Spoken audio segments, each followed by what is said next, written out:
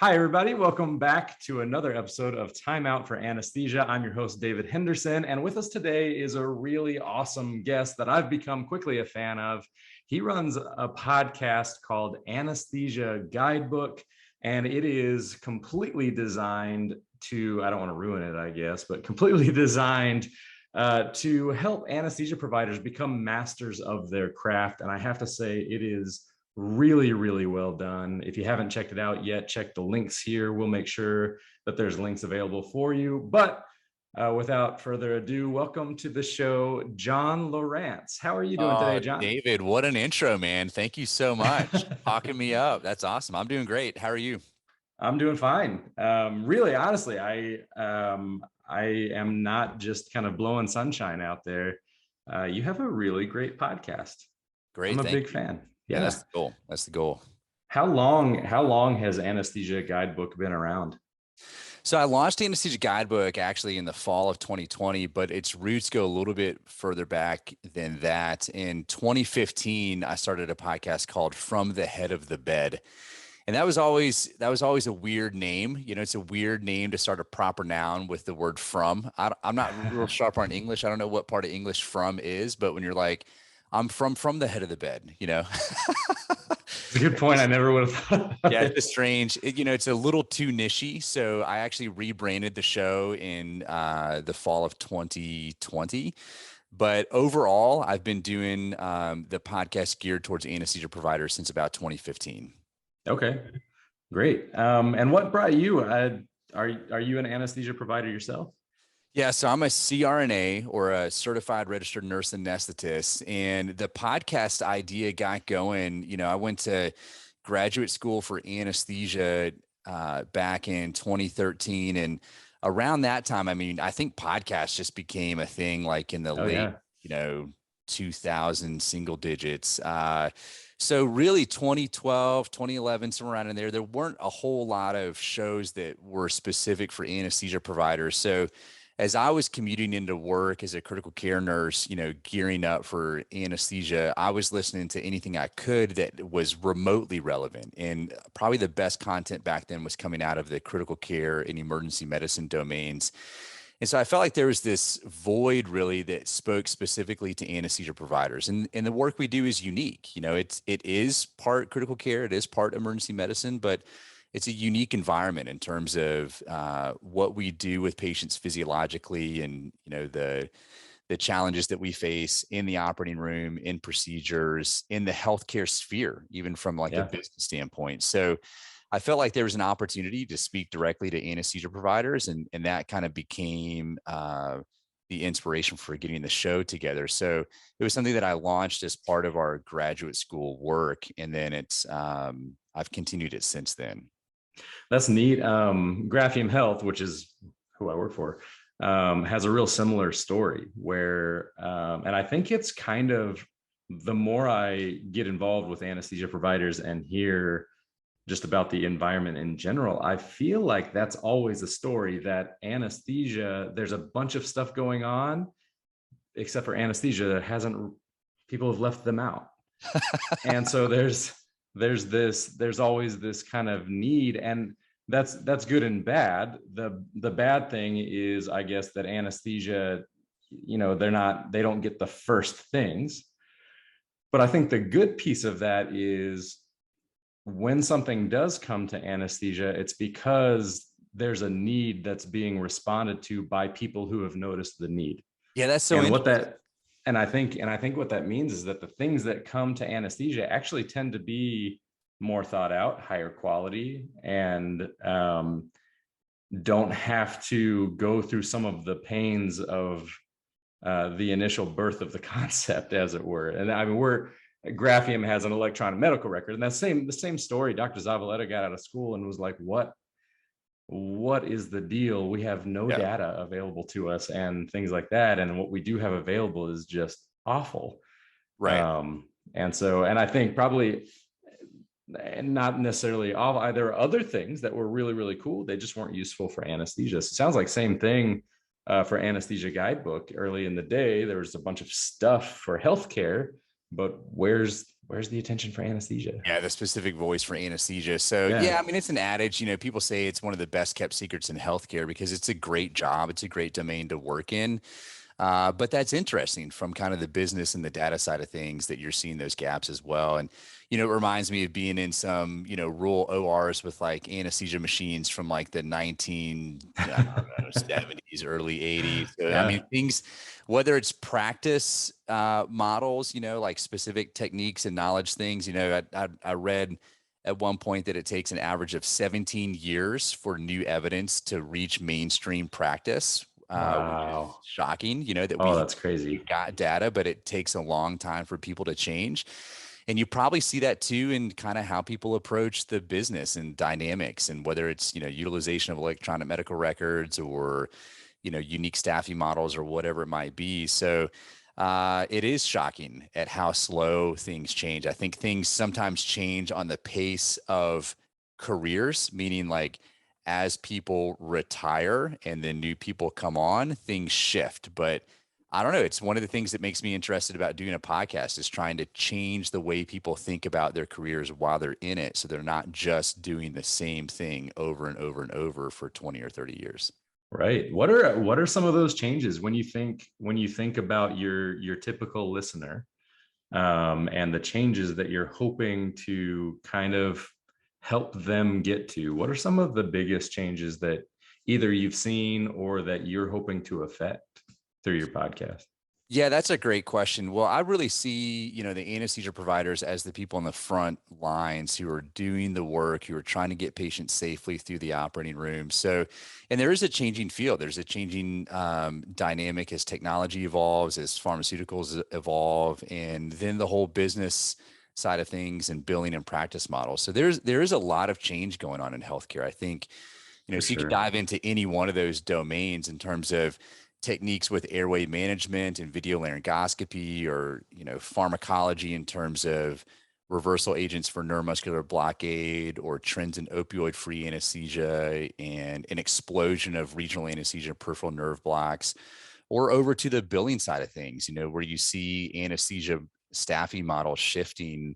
There's about equal numbers of physician anesthesiologists and CRNAs in the United States, but obviously anyone who has any exposure to anesthesia knows that there can be economic and political competition in that domain. So Yep. looking at innovative ways for those two anesthesia providers to get along and maximize each other's talents, I think is really interesting, which is, part of the mission of Anesthesia Guidebook, is to be a voice for the entire anesthesia community and not be super tribal. Even though I am a CRNA, the content that I put out, I want it to be relevant and to be able to help both providers, as you said in the intro, to really master their craft, to look at their career as something that, the sharper they are in their skills and their knowledge base, and, kind of the way they think about their careers, can really help them feel like they're mastering something that's really interesting, and to kind of own that process, um, and to have like a deep satisfaction on their journey. So yeah, I think, specifically to your question, I think some of the big changes, pharmacology is always an evolution. So we talk a lot about that. We talk about, wellness quite a bit, actually. Obviously with COVID-19, that's been a huge stressor for everyone, but particularly healthcare providers, as we're dealing with, changes in simple stuff like PPE, personal protective equipment, how to stay Sure. safe, how to navigate, rescheduling, surgical cases. So one of the shows we did, for Yeah. instance, was with a local surgeon who, overnight shifted, along with our anesthesia team, the way that we provide analgesia for total knee replacement surgeries, so that those patients could go home same day of surgery instead of having the typical overnight stay, as the Wow. hospital was crushed with COVID patients. And so they Right. literally at like 2 p.m. on a Wednesday said, any routine elective surgery that requires an overnight stay is being canceled. We're not doing them. We're locking down. We're really just honing in on only doing cases that are deemed urgent or emergent. Every elective case that requires an overnight stay is getting canceled. So a way that they innovated this particular surgeon, along with our anesthesia team, said, we've always done total knee replacement surgeries, required our patients to stay overnight for pain control. Can we shift our approach to spinals and regional anesthesia in order to get these people out same day? And literally overnight, it's the context was this team had been working together for some time. We were good at doing the blocks, good at doing spinals, but we shifted our focus and our techniques. And the next day we started sending those patients home same day of surgery. And then we tracked that data, and patients didn't have an increase in pain, and they actually ended up using less opiates in the postoperative phase. So it was a huge success. And then we shared that story on Anesthesia Guidebook. And I can't tell you the number of times that I've heard in forums and blogs online, anesthesia providers going, sometimes somewhat begrudgingly talking about, change in healthcare. My institution is shifting towards, doing hips and knees as outpatient surgery with same day discharge. Who's got a good anesthesia plan out there? Who's been doing this? And so a podcast platform is a way to share that kind of working knowledge of, what are people doing and how are we doing it? And I've been able to kick that show out to a number of groups across the nation, which has been really helpful. Yeah, that's phenomenal. That story blows my mind. That's something I hadn't, of course, I'm not an anesthesia provider, and so I'm not as plugged in. So I hadn't heard that. I wonder if after this, I'm going to go grab that episode. And I'll stick a link in this so that people can listen to it, because I'm going to go listen to it. That's incredible. Yeah, it's a great story. So it's the show is me talking with the surgeon and our lead regional physician anesthesiologist.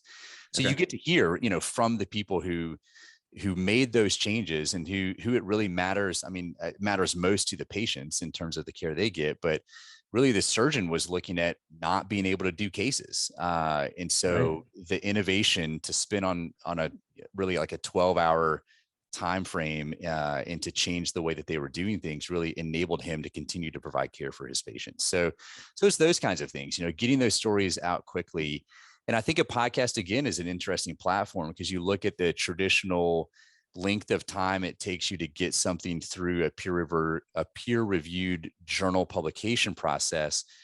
It can be a couple of years before that same kind of story is able to get out there with the data analysis. And then, who are you catching with I don't want to say like peer-reviewed journals are, not important. They're like, they're the bedrock of evidence-based medicine, but how can we share information more quickly? I think a podcast gives you the ability to do that. Yeah, that's a great call. And there's also something that kind of is ringing through what you're saying. That's, I think, probably a subplot, but something that we hear a lot about is burnout in healthcare. When you start talking about, we can't make changes for 17 years, that automatically sets off bells and whistles of frustration. And I can't get anything done. But when you start, I mean, the word, even the verbiage that you're using that you probably don't even realize you're using because we're just doing this live, are things like it was enabling to them. Right. And we're sharing things and making things possible. And I think one of the biggest contributing factors to burnout is the idea that change isn't possible. Right. And you've changed that story. Yeah, I think so. And I think that's the power of the podcast. And something that keeps me stoked about it is that, for me, I think a lot of, educators, healthcare providers, just a lot of individuals, you see yourself as like, you like the sage on the stage, like you see yourself as the hero of the story. And I think my approach to the Anesthesia Guidebook is a little different than that. I really want to see the anesthesia providers out there as the hero. And what I'm able to do is with this platform is hopefully equip them to be able to make the changes they need to make in their practice in order to come through for their patients, win the day, feel stoked at the end of the day, see positive change in their own practices and feel empowered to be able to systematically look at some complex topics, whether it's just, learning more about pharmacology or, systems, things like, billing and staffing models and how to navigate that in your career so that you can make changes in a shorter time frame so that you can feel empowered to be operating at your fullest, at your best practice. and really to be able to master that craft. And so you're able to provide the best care for your patients. I think that's ultimately what anesthesia providers really want to be able to do. Right. And you are singing our song for all reasons, right? That's kind of the overall purpose of Time Out for Anesthesia. It's the purpose that even Graphium has in mind when they're doing their data and analytics, right? What we want to do is hand you the things that let you, number one, get back to the thing that you love. But number two, remember that you love the thing that you're doing, Yeah, right? sure. Um, I have yet to meet an anesthesia provider, CRNA, anesthesiologist alike, that just kind of stumbled into the profession and doesn't really care about it. Right. Right. Every single provider that I've ever met is passionate about healthcare, is passionate um, about patient care and patient well-being. And they're passionate about doing their job well and performing well. And they want to do things well. And when people like you, people like us can get behind them and kind of help rally, I think it just pays off really great dividends.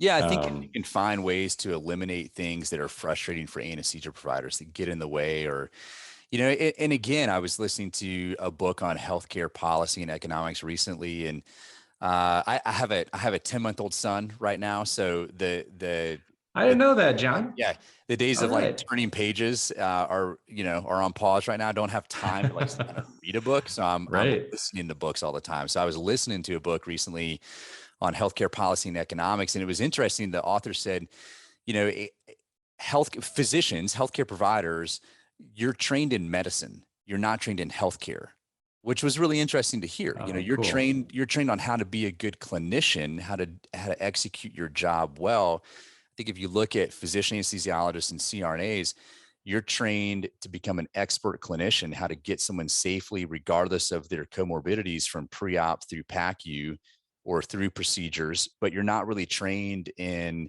how to navigate the healthcare system. Case in point, I've got a friend locally that just, I think he fractured a couple bones in his foot through a nasty fall. He was doing some housework, took a fall off the ladder, fractured some bones in his foot, and ended up going through the surgical center where he works. But interestingly, he's actually not on his group's health insurance plan. He's on his wife's health insurance plan. Turns out that the anesthesia practice, like his own team and the surgery center where he got surgery, was out of network for his wife's health insurance. He got services there, but ended up with this huge bill that he's now having to navigate and pay out of pocket for. And he's No like, way. I had no, he's like, I work at this facility. How is this? And there's changes here locally in Portland, Maine. The primary healthcare system in Maine right now has basically fired Anthem Blue Cross, and they're doing some massive shifts about, the primary hospital in Portland being in network or out of network with Anthem, which affects, hundreds of thousands of people in the state of Maine. But your average healthcare provider is actually not an expert in those kinds of things, billing practices, data analysis, stuff that Graphium's doing. And so I think that, they're really good clinicians. They're trained to be good clinicians, but not necessarily navigate the healthcare system with expertise and proficiency. So I definitely think there's a space, in the social media sphere, podcasts, blogs, whatever it might be, to help equip and empower healthcare providers to navigate those challenges. Right. Well, I am more than enthusiastic about what you're doing, John. Oh, thanks, man. I appreciate that. And you do it well. For anybody listening and watching right now, highly recommend you check out Anesthesia Guidebook, because John's it's accurate. Jon is there for all levels, whether you are a student just starting out or whether you're a seasoned professional. There's content for everybody. Highly recommend. Jon, where would you say, if somebody's going to Anesthesia Guidebook right now and they had to pick one episode, like you need to start right here, what would you say would be a good?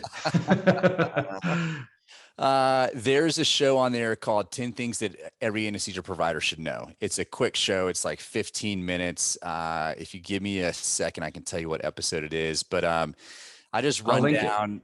Yeah, that'd be great. So it's Yeah. episode number 12. I didn't Okay. line it up with episode number 10, but it's episode number 12, and it's 10 things every anesthesia provider should know. And in that, I just go through some basic tips that, how to navigate your career well. You'll get a little bit of an idea of the style of the podcast, and here's some quick tips on basically, how to tweak your career and set a trajectory that you can be stoked about. Perfect. All right. Yeah. And I'll include that in the links down here, everybody. Take a look. Jon, thank you so much for being on the show. Really, Oh really yeah. appreciate it. Yeah. David, thank you so much. Thanks for the opportunity. Yeah, I appreciate it. of course. All right. Everybody, we'll see you next time on Time Out for Anesthesia. Bye-bye.